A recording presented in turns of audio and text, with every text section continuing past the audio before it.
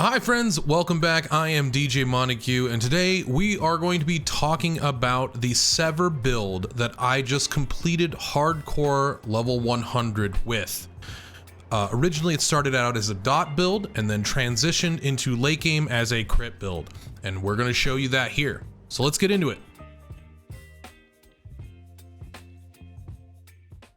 So friends, this is my rendition of what I have experienced in hardcore and also what I will be playing most likely going into softcore and building more towards in the end game. It's one of my favorite builds that I have gotten to play, and it was just so easy to transition from originally dot damage when you didn't have the crit rate on a lot of your pieces that you do need, to then going into a crit focused, vulnerability focused build later on that feels really comfortable and really easy to execute and still has a lot of defensive options, and you also can be ranged and can be melee for nearly double damage.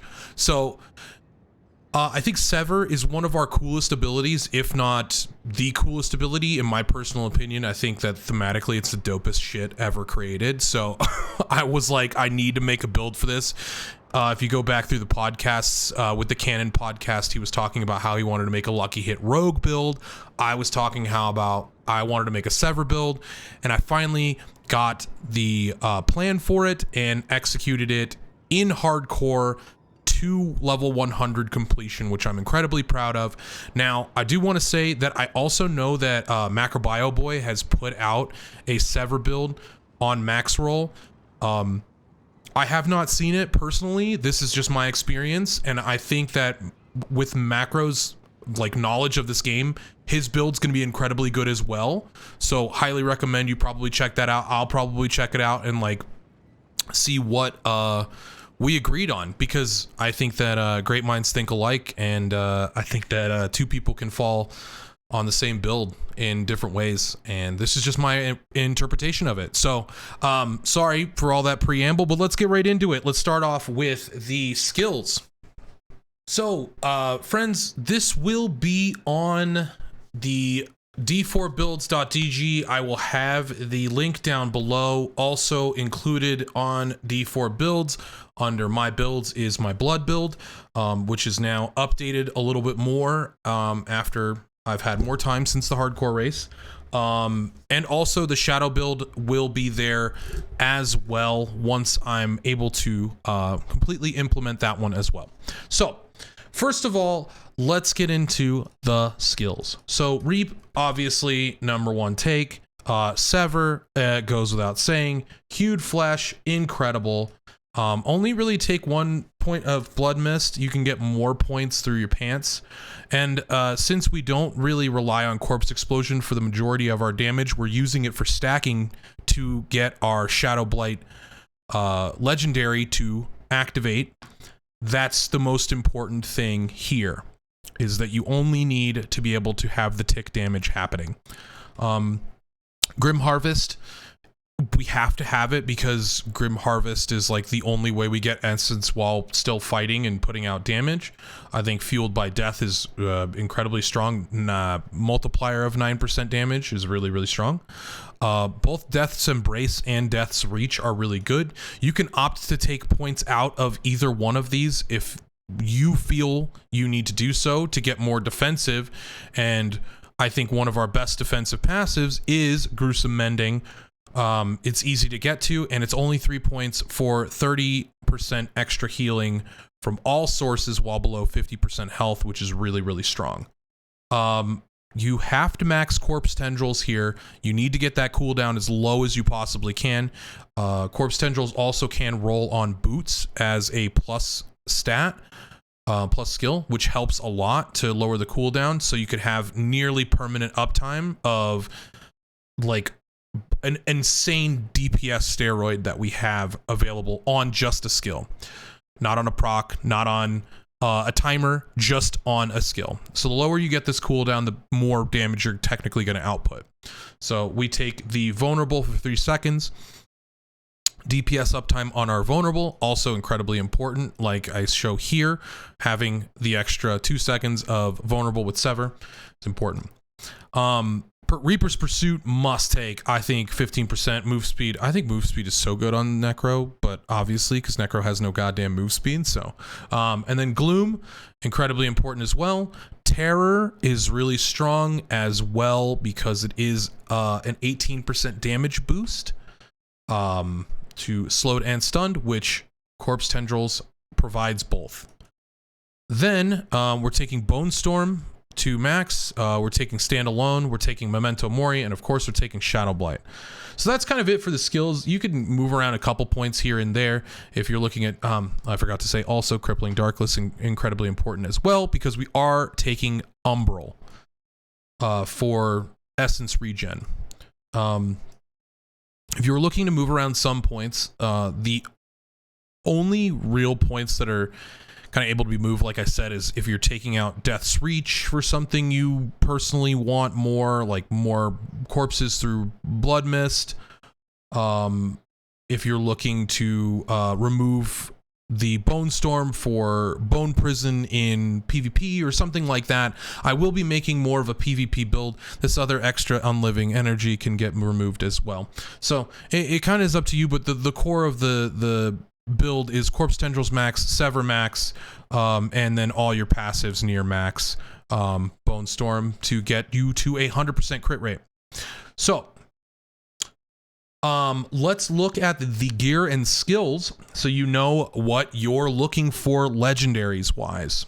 So first of all, Aspect of the Grasping Veins, this puts this to a 40% crit chance at max and 120% crit damage to enemies damaged by Corpse Tendrils. The first part of this is just the 40% crit chance for 6 seconds when you cast Corpse Tendrils. That just happens. And then the second part is enemies damaged by Corpse Tendrils. So this is like a insane DPS steroid. If you get to 40% crit rate on your Necromancer through rings and through hands, you are going to be at 80% crit rate with just this aspect on a two-hander alone. That is an insane DPS steroid, first of all. Then also us taking Bone Storm now puts you at 100% crit chance. Now, Bone Storm is an ultimate, and that is a shame, but this is how you get to 100% easiest. I think Aspect of the Grasping Veins is the most important DPS steroid that Necromancers have available to them. I think it's one of the best in the game, and I also think it should be nerfed and distributed through different avenues. I think that other legendaries should be better because of how overpowered I think this is. Anyways, next up, Blighted Aspect. This will go up to 180% if you have a perfect roll that goes into the neck. I think that 180%, this is a multiplier of damage. This isn't just like a additive 180% to your, close damage. This is just a damage multiplier.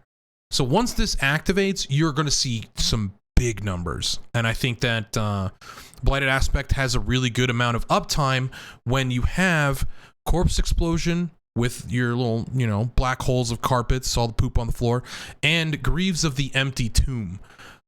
Giving your Sever another stacking dot, and also giving you lucky hit chance on your shadow abilities on your boots where it doesn't roll lucky hit, I think is super, super strong when we have like boss DPS uptime needed with like hewed flesh and stuff like that.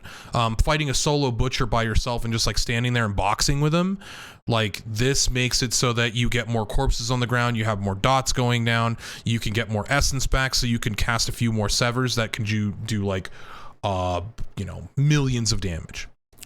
Next up is Umbral. Umbral,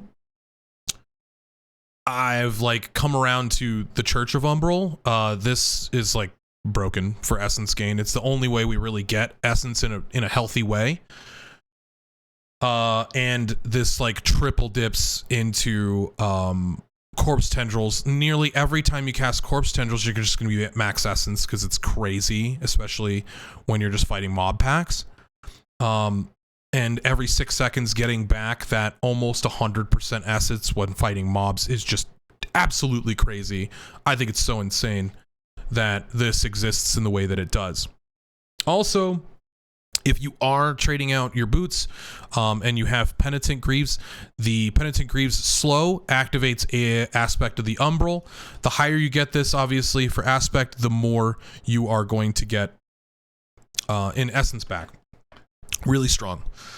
This, if you don't have this, can be like kind of transferred out for some other stuff. Like you can get the aspect of Potent Blood while at full life. Blood Orbs grant you essence. That's another way to get essence there. Or Fast Blood aspect. Since we do take an ultimate here, Fast Blood aspects gets more value. The other one that I really, really like, and I think is kind of underrated, is Sacrificial Aspect. So Sac Aspect increases all of your sacked minions' passives, and it will go directly before Memento Mori. So Memento Mori increases all the sacrifices of your skeletal warriors and skeletal mages by 60%, right? That doesn't include Golem on that stat. So one, Sacrificial Aspect does include Golem, so your now crit damage is going to be increased. Your vulnerable damage is going to be increased. Your crit chance, which should be there, sorry. Your crit chance is going to be increased. You only take shadow damage if you are at crit cap, by the way. So your crit chance is going to be increased. This is like an 8% with Memento Mori, and then goes up to, I think 10 with Sacrificial Aspect. This now goes to something like 18 or 19. This is now 36 at 25%. Those are just my like rough guesstimates. I'm terrible at math, guys. I'm sorry, but this is in my theory crafting brain. These actually go really, really high with Sacrificial Aspect, and then stacking more vulnerable damage. The way that damage buckets work, vulnerable damage is going to be more impactful than, say, like a 10% increase to quote unquote darkness damage on a ring in some way, shape, or form. So like an aspect of decay is not going to do as much damage as like a 3% or 10% damage increase on vulnerable damage.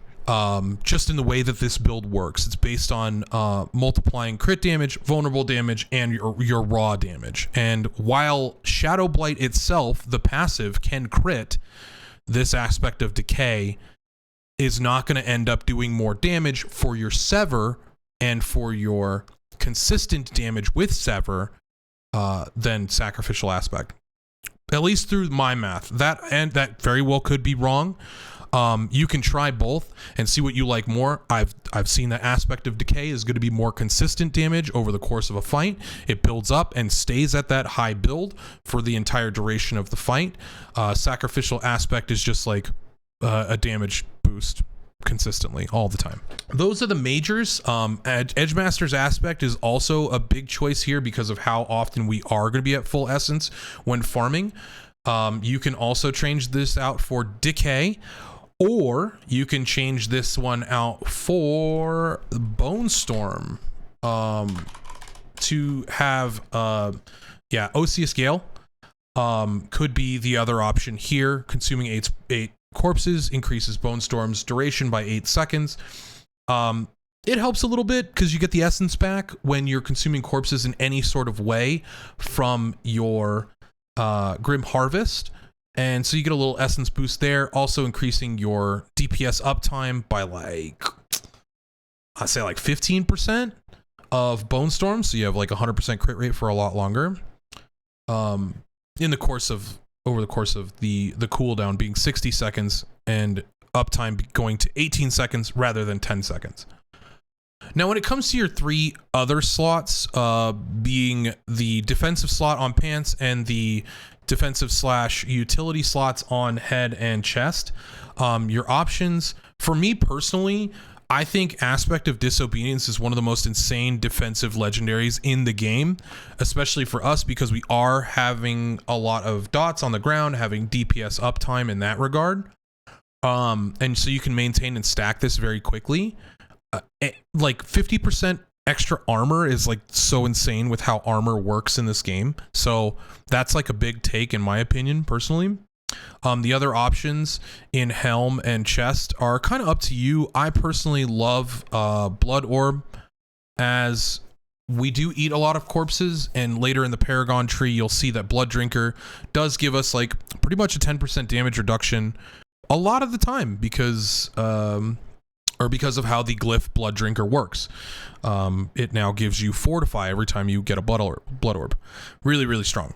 Also, Blood Orb being, if you were to take the ultimate cooldown reduction, this is the only way we would be creating Blood Orbs easily, unless you were taking Blood Wave as a Blood Wave as an ultimate.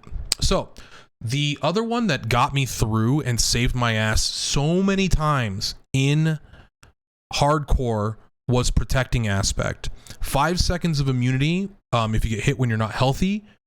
Oh my gosh, this I feel like it's so underrated, because like it's like, oh, it's just an immunity for 5 seconds every 90 seconds. Dude, like the amount of times that you're immune and then countering with massive damage is insane. And I think people really like harp on this legendary for being quote unquote weak, and I think it's incredibly strong. I actually think it's overpowered. I actually used it in my pants slot over Temerity. And I think Temerity is really strong in general anyway, but in a hardcore situation, I don't think Temerity has as much defensive options as Protecting Aspect. And that's a weird thing to say because of how the uptime of Temerity is. Almost like 40% to 80% of your health. Yeah, sure, that's great and all. If you're getting the heals over your health, which you should be as a necromancer. I will say that very regularly we heal for a lot. I think that Protecting Aspect is just so goddamn strong. Anyways, I'll stop with that. I think it's really, really good. The gems, crowd controlled enemies, or Emerald. Emerald's good. Sapphire's good on weapon. Both of them kind of fulfill the same role of what you're doing, because Corpse Tendrils does it all. If you are looking for like the perfect option, it's probably Emerald, because you have vulnerability on your Sever as well. So armor, max life, unless you are really worried about pushing high tiers. Later on, you could switch to Topaz, or Sapphires are really good in some slots. Just because Topaz, like, you're gonna get crowd controlled a lot in tiers like 50 and above. I think the crowd control happens more often, and being able to reduce that damage and just not end up dead is incredibly important. I used it in 2 or 3 of my slots in hardcore. It helped me a lot. Helped me live a lot of the time. And double dipping with Disobedience, if I'm ever CC'd and I had a dot on the ground, I'm taking much less damage. So really strong. Damage reduction while fortified on Sapphire, always good, because you're kind of fortified a lot of the time. Those are all good options, and pretty much must have is skulls in amulets and rings, just because, dude, like, armor in this game is so much better than resistance. Just take armor right now. So strong. Skills, obviously, Reap, Sever, Corpse Tendrils, Corpse Explosion, Bone Storm, Blood Mist, boom. So let's work on the Paragon board. So first of all, your baseline Paragon board doesn't have a whole lot of extra damage. It has a few nodes here. Rare node on the right side, rare node on the left side is defensive. But your first glyph that you'll be taking is most likely going to be Blood Drinker for the defensive stats. It's pretty insane, and also increasing all your magic nodes here.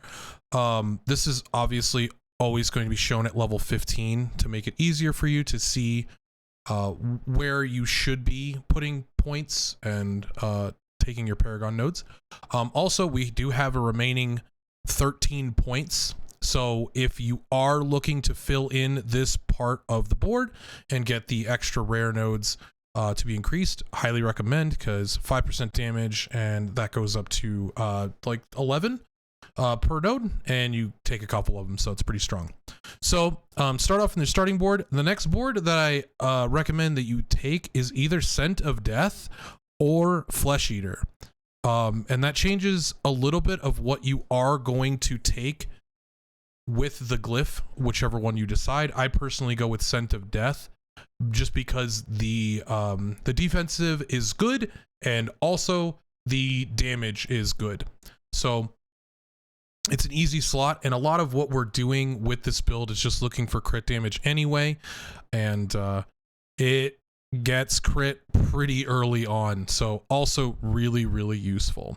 So going up with the crit, we turned this board I think once, but getting your darkness glyph at 15 here, which also is going to give you more damage reduction as well, helps out a lot with climbing into higher nightmare dungeons and making your life a lot easier to start off, and especially getting into like level 70, which is around where you'll be once you're getting further into your Paragon board, and getting those difficult nightmare dungeons, getting the next set of gear, getting your ancestrals and stuff like that all squared away.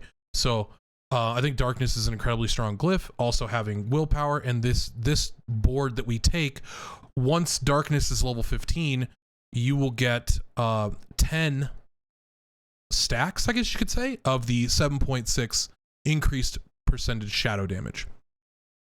So super, super strong. This is what this node looks like as well. And then taking the Scent of Death to the left, moving up, getting more damage to healthy, more crit strike damage, always good. And then moving out of the left of the board. Now we move on to Blood Begets Blood. This is if you are taking the aspect of the Embalmer. Getting blood orbs is incredibly strong, and so therefore Blood Begets Blood is strong as well. The 15% damage increase is multiplicative rather than additive. So I know that there's no distinction on this site, what is additive and what is multiplicative, but it is multiplicative. So damage while healthy, damage after picking up blood orbs, and damage while healthy. All of these nodes leading up, super strong. And then we're taking Gravekeeper. Increased damage for every corpse. This is 6 corpses, gives you max percentage damage, and then you are increasing rare nodes as well, which blood orb healing is fine. You don't really have to take this if you don't want to, but it's just like an extra 1 point. And then this is the big one, increased damage after picking up a blood orb, because that will happen pretty often if you do get the 30% legendary on that one. So then we move out the south.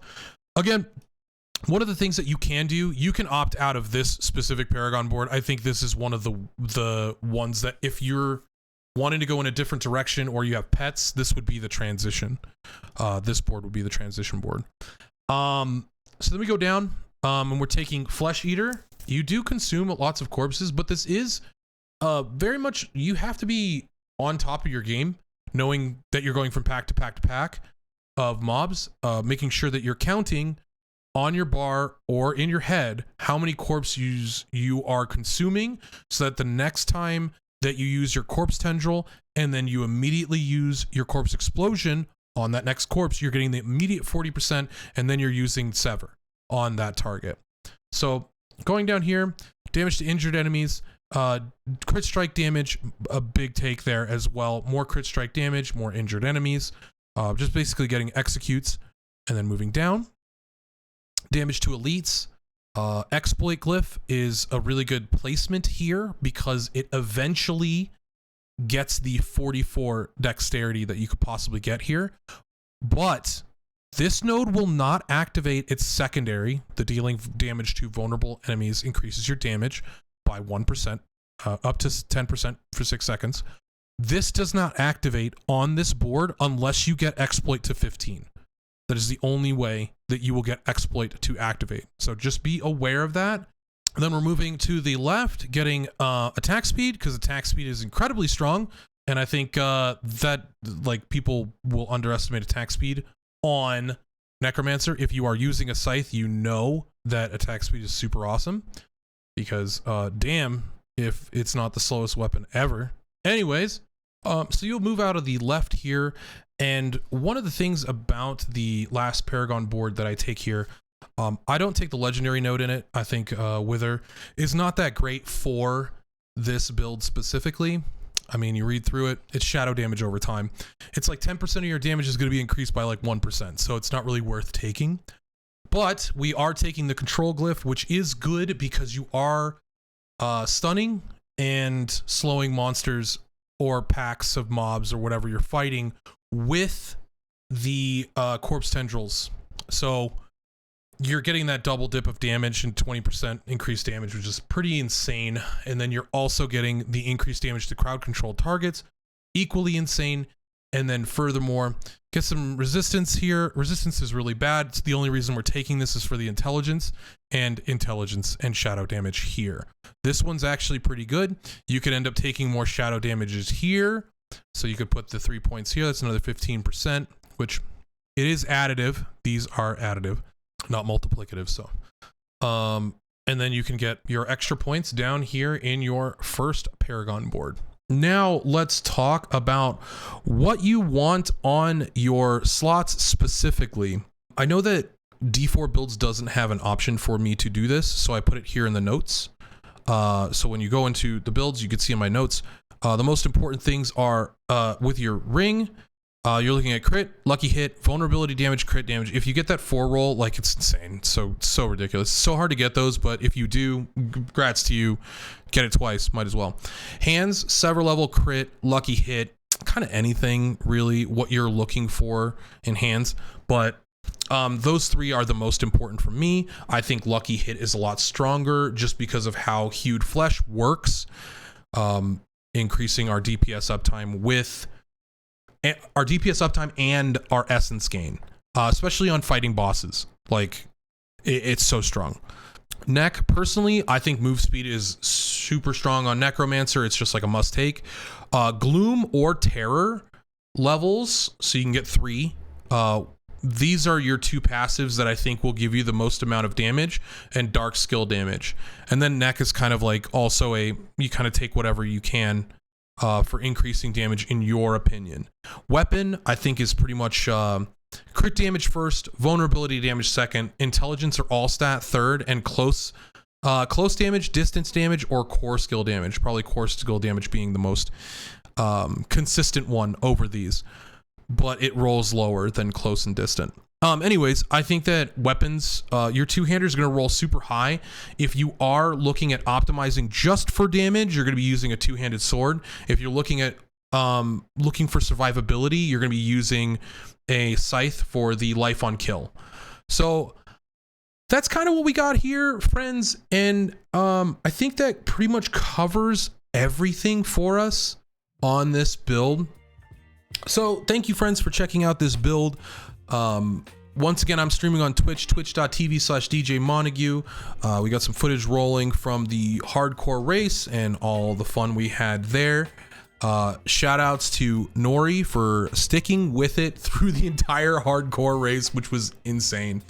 He ended up losing a lot of characters and it was just a mess. He lost one character at level 95 to a bug. It's a nightmare. Anyways, thank you so much, friends. Twitch.tv/DJ Montague. Like, comment, subscribe.